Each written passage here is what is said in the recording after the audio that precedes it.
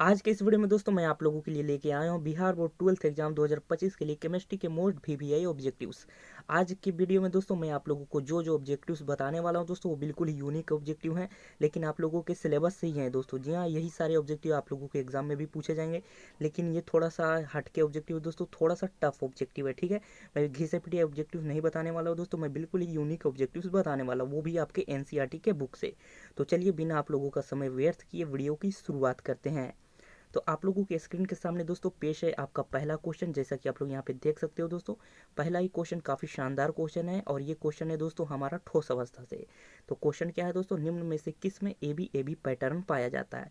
Option number A है दोस्तों हमारा एससीसी, ऑप्शन नंबर बी है एफसीसी, ऑप्शन नंबर सी है एचसीपी, ऑप्शन नंबर डी है इनमें से कोई नहीं। तो आप लोगों को बताना है दोस्तों कि ए बी पैटर्न किस में पाया जाता है। तो इसका जो करेक्ट ऑप्शन हो जाएगा दोस्तों ऑप्शन नंबर सी, क्योंकि एचसीपी में ही दोस्तों हमारा ए बी पैटर्न पाया जाता है। ठीक है, चलते अगले क्वेश्चन की तरफ।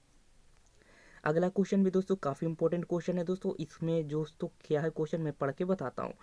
तो दोस्तों क्वेश्चन है कि चांदी में कौन सी संरचना पाई जाती है। जी हाँ दोस्तों, चांदी में कौन सी संरचना पाई जाती है, आप लोगों को कमेंट में इसका आंसर देना है। ऑप्शन नंबर ए है दोस्तों एससीसी, ऑप्शन नंबर बी है बीसीसी, ऑप्शन नंबर सी है एफसीसी और ऑप्शन नंबर डी है इनमें से कोई नहीं। तो इसका जो करेक्ट आंसर हो जाएगा दोस्तों वो हो जाएगा सी एफसीसी, क्योंकि दोस्तों एफसीसी संरचना दोस्तों चांदी में पाई जाती है। ठीक है, चलते हैं अगले क्वेश्चन की तरफ। अगला क्वेश्चन भी दोस्तों काफ़ी इंपॉर्टेंट क्वेश्चन है और ये जो क्वेश्चन है दोस्तों ये भी हमारा है यहाँ पे ठोस अवस्था से। ठीक है, तो यहाँ पे दोस्तों क्वेश्चन है एक पदार्थ को गर्म करने पर कौन सा दोष उत्पन्न होता है। जी हाँ दोस्तों, यदि हम किसी पदार्थ को गर्म करते हैं तो कौन सा दोष उत्पन्न हो सकता है। ऑप्शन नंबर ए है रिक्तिका दोष, ऑप्शन नंबर बी है फ्रैंकल दोष, ऑप्शन नंबर सी है स्टोइकियोमेट्री दोष, ऑप्शन नंबर डी है इनमें से कोई नहीं। तो इसका जो करेक्ट आंसर हो जाएगा दोस्तों ऑप्शन नंबर ए रिक्तिका दोष, क्योंकि दोस्तों रिक्तिका दोष को तब उत्पन्न होता है जब हम किसी पदार्थ को गर्म करते हैं। ठीक है, तो इसका जो करेक्ट आंसर हमारा ऑप्शन नंबर ए हो जाएगा। अब चलते हैं दोस्तों अगले क्वेश्चन पे। अगला क्वेश्चन है दोस्तों कमरे के ताप पर जेडेनो यानी जिंक ऑक्साइड किस रंग का होता है। तो आपको कमेंट में बताना है दोस्तों कि कमरे के ताप पर जिंक ऑक्साइड किस रंग का होता है। लाल होता है, पीला होता है, सफ़ेद होता है या हरा होता है। तो इसका जो करेक्ट आंसर हो जाएगा दोस्तों वो हो जाएगा हमारा ऑप्शन नंबर सी सफ़ेद। जी हाँ दोस्तों, कमरे के ताप पर जो जेडेनो होता है वो व्हाइट रंग का होता है यानी सफ़ेद रंग का होता है। तो इसका ऑप्शन नंबर सी हमारा बिल्कुल ही करेक्ट हो जाएगा। अब चलते हैं दोस्तों हम लोग अगले क्वेश्चन की तरफ। तो अगला क्वेश्चन है दोस्तों हमारा, ये भी काफ़ी इंपॉर्टेंट क्वेश्चन है दोस्तों। अगला क्वेश्चन है अष्टफलकीय रिक्तियाँ कितने गोलों से घिरी रहती है। जी हाँ दोस्तों, इसका आंसर भी आपको देना है। ऑप्शन नंबर ए है 2, ऑप्शन नंबर बी है 4, ऑप्शन नंबर है 6, ऑप्शन डी है 8। तो अष्टफलकीय रिक्तियाँ जो होती है दोस्तों वो हमारा 6 गोलों से घिरी रहती है। तो इसका जो ऑप्शन नंबर सी है हमारा बिल्कुल ही करेक्ट हो जाएगा। ठीक है, चलते हैं अगले क्वेश्चन की तरफ। अगला क्वेश्चन दोस्तों काफ़ी इंपॉर्टेंट है, ये आप लोगों का घर में भी यूज होता है दोस्तों। तो इसका आंसर आपको ज़रूर बताना है कि चूहों के जहर के रूप में किसका उपयोग किया जाता है। जी हाँ दोस्तों, चूहों के जहर के लिए किसका उपयोग किया जाता है। ऑप्शन नंबर ए है hydrogen chloride, option number B है मिथेन, ऑप्शन नंबर सी है sodium fluoride, option number D है एल्कोहल। जी हाँ दोस्तों, एल्कोहल यानी एथेनॉल है। ठीक है, तो इसका जो करेक्ट आंसर हो जाएगा option number C sodium fluoride. आपको ये याद रखना है दोस्तों कि चूहों के जहर के रूप में सोडियम फ्लोराइड का उपयोग किया जाता है। ठीक है, चलते हैं अगले क्वेश्चन की तरफ। अगला क्वेश्चन है दोस्तों मलेरिया के इलाज में किसका उपयोग होता है। जी हाँ दोस्तों, मलेरिया के इलाज में किसका उपयोग होता है। क्या पैरासीटामोल का उपयोग होता है, क्या आइडोफॉर्म का उपयोग होता है, क्या क्लोरोक्विन का उपयोग होता है या क्लोरोफॉर्म का उपयोग होता है। तो इसका जो करेक्ट आंसर हो जाएगा दोस्तों option number C chloroquine. Malaria के इलाज में दोस्तों क्लोरोक्विन का उपयोग होता है, तो आपको इसे याद कर लेना है। ठीक है, चलते हैं अगले क्वेश्चन की तरफ। अगला क्वेश्चन है दोस्तों ब्राउनी गति का खोज किसने किया था। जी हाँ दोस्तों, ये सारे यूनिक क्वेश्चन है और यही सारे क्वेश्चन आप लोगों के 2025 के एग्जाम में आने वाले हैं, तो आपको इसे अच्छे से याद कर लेना है। तो ब्राउनी गति का खोज किसने किया है दोस्तों, ये आपको बताना है। क्या रॉबर्ट हुक ने किया है, या रॉबर्ट ब्राउन ने किया है, या आइंस्टीन ने किया है, या माइकल फैराडे ने। तो इसका जो करेक्ट आंसर हो जाएगा दोस्तों option number B Robert Brown, क्योंकि दोस्तों आप लोग यहाँ पे गति के नाम से ही बता सकते हो ब्राउनी गति, तो रॉबर्ट ब्राउन। ठीक है, तो इसका ऑप्शन नंबर बी हमारा बिल्कुल ही करेक्ट हो जाएगा। चलते हैं अगले क्वेश्चन की तरफ।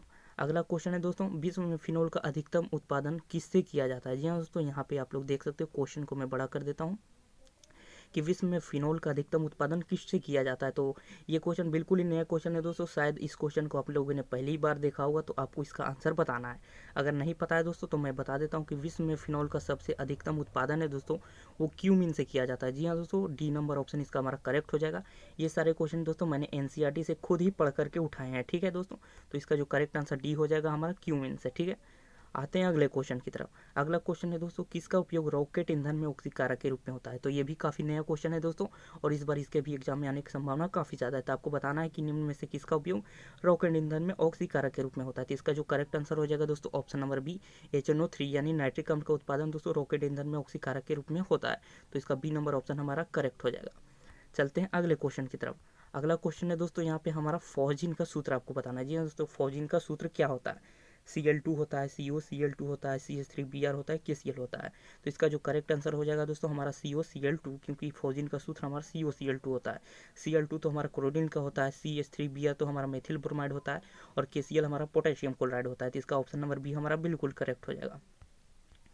चलते हैं अगले क्वेश्चन की तरफ। तो अगला क्वेश्चन है दोस्तों, H3PO4 में कितने OH समूह है? जी हाँ दोस्तों, H3PO4 में कितने OH समूह है? 1 है, 2 है, 3 है या 4 है? तो इसका जो करेक्ट आंसर हो जाएगा दोस्तों हमारा ऑप्शन नंबर सी 3, क्योंकि दोस्तों H3PO4 में हमारा 3 OH समूह उपस्थित होता है। चलते हैं अगले क्वेश्चन की तरफ। अगला क्वेश्चन है दोस्तों, एथॉक्सी एथेन का सूत्र क्या है? जी हाँ दोस्तों, ये हमारा नोमेनक्लेचर से फॉर्मूला आ गया है, यानी क्वेश्चन आ गया है। तो इसका आपको बताना है कि एथॉक्सी एथेन का सूत्र हमारा क्या होता है? CH3O होता है? नहीं, क्योंकि दोस्तों ये तो हमारा मेथॉक्सी मेथेन हो गया, और ये जो है ऑप्शन नंबर बी भी दोस्तों हमारा गलत हो जाएगा। और यहाँ पे जो ऑप्शन नंबर सी है दोस्तों वो हमारा बिल्कुल ही करेक्ट हो जाएगा। ऑप्शन नंबर डी भी हमारा गलत हो जाएगा। तो यहाँ पे दोस्तों हमारा ऑप्शन नंबर सी बिल्कुल ही करेक्ट हो जाएगा। एथॉक्सी एथेन दोस्तों हमारा सूत्र होता है C2H5O, ठीक है, तो इसको आपको याद कर लेना है। चलते हैं अगले क्वेश्चन की तरफ। अगला क्वेश्चन है दोस्तों, अम्लीय वर्षा के लिए उत्तरदायी है? जी हाँ दोस्तों, अम्लीय वर्षा के लिए कौन सी गैस या कौन सा पदार्थ दोस्तों उत्तरदायी होता है? क्या हाइड्रोक्लोरिक अम्ल उत्तरदायी होता है? क्या सल्फर डाइऑक्साइड गैस उत्तरदायी होता है? या K2SO4 होता है दोस्तों? या एल्कोहल हमारा अम्लीय वर्षा के लिए उत्तरदायी होता है? तो इसका जो करेक्ट आंसर हो जाएगा दोस्तों हमारा SO2 गैस जो होता है, सल्फर डाइऑक्साइड, ये हमारा अम्लीय वर्षा के लिए उत्तरदायी होता है। तो इसका जो करेक्ट आंसर हो जाएगा ऑप्शन नंबर बी, ठीक है। तो चलते हैं अगले क्वेश्चन की तरफ। अगला क्वेश्चन है दोस्तों हमारा बहुत ही इंपॉर्टेंट फॉर्मूला पूछा गया है कि क्रायोलाइट का सूत्र क्या होता है। तो आपको बताना है दोस्तों क्रायोलाइट का सूत्र क्या होता है। क्या CaF2 होता है, Na3AlF6 होता है, NaF2 होता है, या NaCl होता है? तो इसका जो करेक्ट आंसर हो जाएगा दोस्तों हमारा ऑप्शन नंबर बी, क्योंकि क्रायोलाइट का सूत्र हमारा होता है दोस्तों Na3AlF6।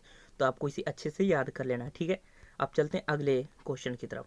अगला क्वेश्चन है दोस्तों, नाइट्रिक अम्ल का उत्पादन किस विधि द्वारा किया जाता है? तो ये काफ़ी इजी क्वेश्चन है दोस्तों, और काफ़ी इंपॉर्टेंट क्वेश्चन है। तो आपको इसे बताना है कि नाइट्रिक अम्ल का उत्पादन किस विधि द्वारा किया जाता है। तो नाइट्रिक अम्ल का उत्पादन दोस्तों हमारा ओस्टवाल्व विधि द्वारा किया जाता है। तो ऑप्शन नंबर बी हमारा बिल्कुल ही करेक्ट हो जाएगा, ठीक है। अब चलते हैं अगले क्वेश्चन की तरफ। अगला क्वेश्चन है दोस्तों, SO2 जल के साथ संयोग कर देता है? जी हाँ दोस्तों, SO2 हमारा जल के साथ संयोग करके क्या देता है? तो इसका जो करेक्ट आंसर हो जाएगा दोस्तों H2SO3 देता है। जी हाँ दोस्तों, हमारा ऑप्शन नंबर ए ही बिल्कुल ही करेक्ट हो जाएगा। बाकी तीनों ऑप्शन हमारे यहाँ पे रॉन्ग हो जाएंगे, ठीक है। तो SO2 जल के साथ क्या संयोग करके देता है दोस्तों? H2SO3, ठीक है, तो इसको आपको याद रख लेना है।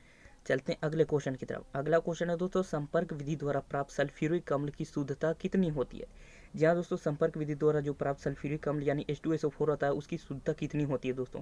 ये सारे नए क्वेश्चन है दोस्तों, मुझे पक्का यकीन है कि आप लोगों ने ये क्वेश्चन पहली बार ही देखा होगा। तो इसका आंसर आपको बताना है। क्या 70 से 75% होता है, या 80 से 85 होता है, या 96 से 98 होता है, या 98 से 100% होता है? तो आपको याद कर लेना है दोस्तों कि संपर्क विधि द्वारा प्राप्त सल्फ्यूरिक अम्ल की शुद्धता जो होती है दोस्तों वो 96 से 98% होती है। तो इसका जो करेक्ट ऑप्शन हमारा ऑप्शन नंबर सी हो जाएगा, ठीक है। अब चलते हैं दोस्तों अगले क्वेश्चन की तरफ। अगला क्वेश्चन है दोस्तों, संचायक बैटरी में किसका प्रयोग होता है? जी हाँ दोस्तों, संचायक बैटरी में किसका प्रयोग होता है? HCl का प्रयोग होता है, H2SO4 का प्रयोग होता है, या H2SO7 का प्रयोग होता है, या H2O का प्रयोग होता है? तो इसका जो करेक्ट आंसर हो जाएगा दोस्तों हमारा ऑप्शन नंबर बी, H2SO4। जी हाँ दोस्तों, किसी भी संचायक बैटरी में हमारा सल्फ्यूरिक अम्ल का प्रयोग किया जाता है, ठीक है। चलते हैं अगले क्वेश्चन की तरफ। अगला क्वेश्चन क्या है दोस्तों, आवर्त सारणी में सबसे अधिक विद्युत ऋणात्मक तत्व है कौन है दोस्तों? क्या क्लोरीन है, ब्रोमीन है, फ्लोरीन है, या आयोडीन है? तो इसका जो करेक्ट आंसर हो जाएगा दोस्तों हमारा ऑप्शन नंबर सी, फ्लोरीन। जी हाँ दोस्तों, फ्लोरीन जो होता है आवर्त सारणी में सबसे अधिक विद्युत ऋणात्मक तत्व होता है। तो इसका आपको याद रखना है कि फ्लोरीन सबसे अधिक विद्युत ऋणात्मक तत्व होता है, ठीक है। अब चलते हैं अगले क्वेश्चन की तरफ। अगला क्वेश्चन है दोस्तों हमारा XeFO4 की संरचना होती है। जी हाँ दोस्तों, XeF4 की संरचना कैसी होती है? रेखीय होती है, वर्ग समतलीय होती है, अष्टफलकीय होती है, इनमें से कोई नहीं? तो इसका जो करेक्ट आंसर हो जाएगा दोस्तों वर्ग समतलीय। जी हाँ दोस्तों, XeF4 की संरचना जो होती है वो वर्ग समतलीय होती है। चलते हैं अगले क्वेश्चन की तरफ। अगला क्वेश्चन है दोस्तों, निम्न में से किसकी ऑक्सीकरण संख्या अधिकतम होती है? जी हाँ दोस्तों, यानी किसकी, कौन सा ऐसा जो तत्व है जिसकी ऑक्सीकरण संख्या बहुत ज़्यादा होती है, ठीक है। इसका जो करेक्ट आंसर हो जाएगा दोस्तों वो हमारा हो जाएगा मैग्नीज। जी हाँ दोस्तों, ऑप्शन नंबर सी हमारा बिल्कुल ही करेक्ट हो जाएगा। तो आपको याद कर लेना है दोस्तों कि मैग्नीज की ऑक्सीकरण संख्या अधिकतम होती है, +7 तक इसका जाता है दोस्तों, +2 से, ठीक है। अब चलते हैं अगले क्वेश्चन की तरफ। अगला क्वेश्चन है दोस्तों, NiCO4 का आकार कैसा होता है? कैसा होता है दोस्तों, ये आपको बताना है। NiCO4 का आकार रेखीय होता है, वर्ग समतलीय होता है, चतुष्फलकीय होता है या अष्टफलकीय होता है? तो इसका जो करेक्ट आंसर हो जाएगा दोस्तों ऑप्शन नंबर सी, NiCO4 का जो आकार होता है दोस्तों वो चतुष्फलकीय होता है, ठीक है। आप चलते हैं अगले क्वेश्चन की तरफ। अगला क्वेश्चन है दोस्तों, निम्न में से कौन अल्कोहल का क्रियाशील मूलक है? ये दोस्तों VVI क्वेश्चन है, तो ये आपको याद रख लेना है। ये एग्जाम में कई बार पूछा भी गया और इस बार भी आने की काफ़ी ज़्यादा संभावना है। तो अल्कोहल का क्रियाशील मूलक कौन सा होता है दोस्तों? क्या CHO होता है या NH2 होता है, OH होता है या COOH होता है? तो इसका जो करेक्ट आंसर हो जाएगा दोस्तों हमारा ऑप्शन नंबर सी, OH। जी हाँ दोस्तों, अल्कोहल का क्रियाशील मूलक OH होता है, ठीक है। आप चलते हैं अगले क्वेश्चन की तरफ।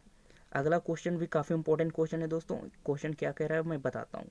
पहला है एंजाइम क्या है? जी हाँ, तो एंजाइम क्या होता है? कार्बोहाइड्रेट होता है, लिपिड होता है, प्रोटीन होता है या इनमें से कोई नहीं होता है? तो एंजाइम जो होता है दोस्तों वो एक प्रकार का प्रोटीन होता है। तो आपको याद रख लेना है कि एंजाइम एक प्रकार का प्रोटीन होता है, ठीक है। चलते हैं अगले क्वेश्चन की तरफ। अगला क्वेश्चन काफ़ी इंपॉर्टेंट है दोस्तों, क्योंकि हर साल एग्जाम में एक सूत्र पूछा ही जाता है, चाहे किसी का भी अयस्क का पूछा जाए, ठीक है। तो यहाँ पे कॉपर पायराइट यानी कॉपर का अयस्क का फॉर्मूला पूछा गया है दोस्तों कि कॉपर पायराइट का सूत्र क्या होता है। क्या Cu+2 होता है, CuFeS2 होता है, CuCl2 होता है या Cu2S होता है? तो इसका जो करेक्ट आंसर हो जाएगा दोस्तों वो हमारा हो जाएगा CuFeS2। जी हाँ दोस्तों, ऑप्शन नंबर बी हमारा बिल्कुल ही करेक्ट हो जाएगा। CuFeS2 हमारा कॉपर पायराइट का सूत्र होता है, आपको इसे याद रख लेना है।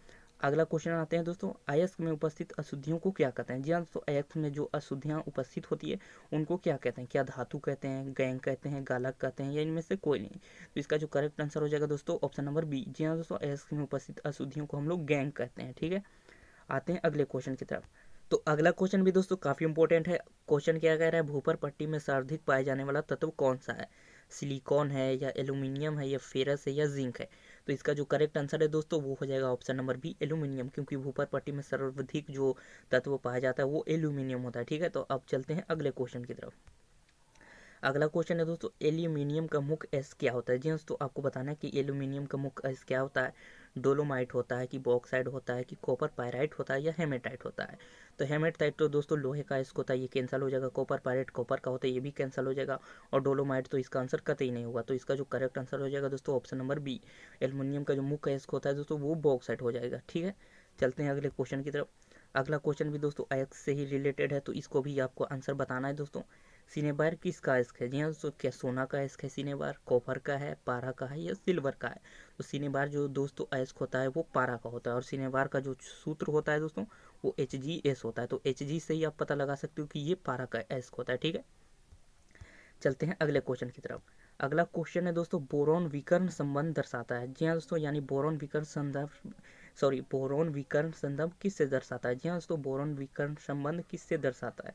एल्यूमिनियम से, सिलिकॉन से, कार्बन से या यहाँ पे एसएन से? जी हाँ दोस्तों, यानी टिन से। तो इसका जो करेक्ट आंसर हो जाएगा दोस्तों ऑप्शन नंबर बी, सिलिकॉन से। बोरॉन जो है सिलिकॉन से विकर्ण संबंध दर्शाता है, ठीक है। चलते हैं अगले क्वेश्चन की तरफ। अगला क्वेश्चन है दोस्तों, डी कक्षा का आकार होता है। डी कक्षा का आकार कैसा होता है? गोलीय होता है, डंबल होता है या द्विडंबल होता है या इनमें से कोई नहीं? तो इसका जो करेक्ट आंसर हो जाएगा दोस्तों हमारा ऑप्शन नंबर बी, क्योंकि दोस्तों डी कक्षा का जो आकार होता है वो डंबल आकार का होता है, ठीक है। चलते हैं अगले क्वेश्चन की तरफ। अगला क्वेश्चन है हमारा दोस्तों काफ़ी इंपॉर्टेंट क्वेश्चन है ऑर्गेनिक केमिस्ट्री का, कि निम्न में से कौन कैनिज़ेरो प्रतिक्रिया से होकर गुजरता है? जी हाँ दोस्तों, निम्न में से कौन सा ऐसा जो पदार्थ है या तत्व है या यौगिक है जो कैनिज़ेरो प्रतिक्रिया से होकर गुजरता है? ऑप्शन नंबर ए है CH3CHO, ऑप्शन नंबर बी है CH3CH2CHO, ऑप्शन नंबर 3 है दोस्तों CH3 की होल टाइम 2 CH और CHO, और ऑप्शन नंबर डी है दोस्तों HCHO। तो इसका जो करेक्ट आंसर हो जाएगा दोस्तों ऑप्शन नंबर डी, HCHO। जी हाँ दोस्तों, चलते हैं अगले क्वेश्चन की तरफ। अगला क्वेश्चन है दोस्तों, प्राकृतिक रबर बहुलक होता है। जी हाँ दोस्तों, यानी प्रकृति रबर किसका बहुलक होता है? स्टाइरिन का, आइसोप्रीन का, क्लोरोप्रीन का या ब्यूटाडाइन का? तो इसका जो करेक्ट आंसर हो जाएगा दोस्तों ऑप्शन नंबर बी, आइसोप्रीन। जी हाँ दोस्तों, तो इसे आपको याद कर लेना है क्योंकि ये आपकी एग्जाम में पक्का छपने वाला है। तो आपको याद कर लेना है कि प्राकृतिक रबर जो होता है दोस्तों आइसोप्रीन का बहुलक होता है, ठीक है।